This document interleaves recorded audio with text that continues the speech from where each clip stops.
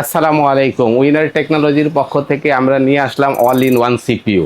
এই সিপিইউর ভিতরে সব ধরনের কাজ করা যাবে। এটা 24 ইঞ্চি এফএইচডি মনিটর, 16 জিবি র্যাম এবং 256 জিবি এনবিএমই দিয়ে এই সিপিইউ গুলো রেডি করা। এটা হচ্ছে কোর i7 এর 12 জেনারেশন।